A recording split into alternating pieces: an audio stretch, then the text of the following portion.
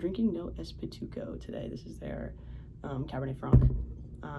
No Es Pituko translates to not so posh or not so fancy. This is a single vineyard estate in the Curicó Valley, which is kind of that northern part of the Maule Valley, but it's kind of been recognized as its own distinct region as of late. Now, the Maule Valley is not really the fancy part of Chilean wine. A lot of that you think of as the Maipo Valley.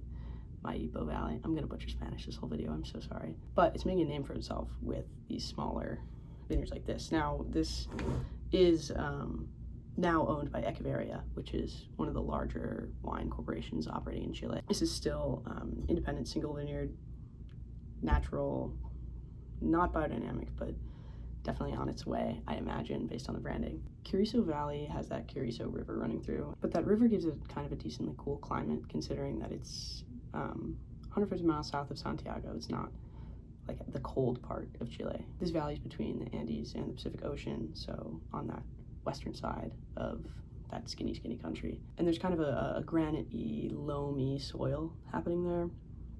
Not dissimilar from Loire Valley, I guess, which is maybe why Cabernet Franc is being grown. This bottle's 100% Cabernet Franc, which is uncommon, but it's actually the second one I've ever done on my channel, right? When you're looking for 100% Cabernet Franc, you're gonna go to Loire Valley. Well, I saw this in the store, and I thought, that is exciting. I should try that, see how it compares. Because I also recently revisited that Cabernet Franc, that Athletes du Vin, and I was like, I don't actually know if this is very good. So I need to know if it's that I don't like Cabernet Franc or if I didn't like that wine.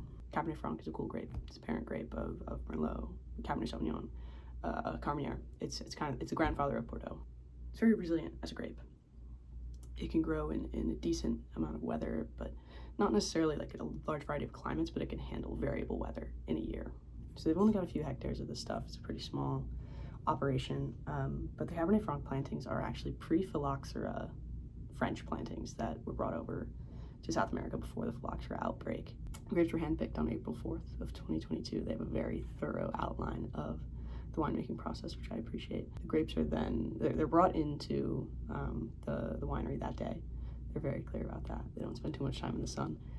And then they're destemmed and pressed at 8 degrees Celsius. The pressing then decants for a day, 8 degrees Celsius still, before they start the fermentation process. They do it in stainless steel, 25 days fermentation, fluctuating between 13 and 17 degrees Celsius. They don't filter, they don't fine it after all that's done. So this bottle should have a good amount of sediment. They actually warn about that on the back, and they say you should shake it to get all that texture, which is interesting. Typically Cabernet Franc's all about earth, vegetal. So let's see what we have here. So it's not quite as cloudy as I expected it to be. Really rich dark red fruits. I think it's gonna take some time to open up actually, because it's actually kind of stringent on the nose right now. But I think I also have it too cold. I really put it in the fridge. They want you to drink it chilled, but I think it is currently cold when it should be chilled. While I wait for this to open up, let's talk through some of the quote-unquote analytical data on the fact sheet. It is 13.5% ABV. Standard. Total acidity, 5.5 grams of tartaric acid per liter. I would comment on that, but I really don't know any other bottle of wine's tartaric acid per liter. 3 grams of residual sugar per liter. That's very low. That's cool. pH 3.5. That's pretty acidic. Almost got it mixed up, acidic, basic. Okay, it's starting to warm up a little bit. Yeah, it definitely has super like mushroomy, earthy notes happening on the nose, but a nice like freshness of like, I can't figure out what fruit it is yet, but really like a dark red juice, like a plummy kind of thing, I think. Yeah, I think it's plums. It's plums. Let's taste it. Wow, really nice and tannic. Yeah, it's really nice and fruity at the front of your tongue. Really kind of like that same plum note on the nose. And then really tannic on the sides and the back of your tongue, but as I swallow, and then I'm getting a sort of like raspberry freshness, which is just really pleasant. That they're getting so much fruit out of something with such an earthy nose, because I was really I was trying to avoid using the dirt thing on the nose, but it's got that dirt thing. I suppose it's actually probably the leaves is what it is. Now I'm looking back to my notes on that other Chinon on my channel.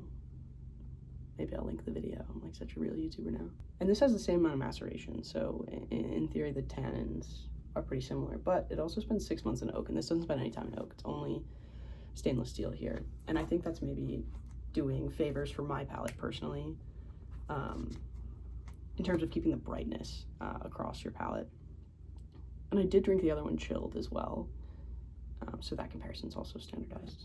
For the first time ever, this is not a wine left over from a tasting I hosted. I drove all the way down to South County to get this, and it ran me 19 bucks, so really not bad for how much I'm enjoying this. And I was kind of knowing I was taking a risk, being that in the times that I've revisited that Athlete Stuvine, Chinon Cabernet Franc, I haven't loved it. Is this the most expected expression of the grape in terms of what Cabernet Franc is known for?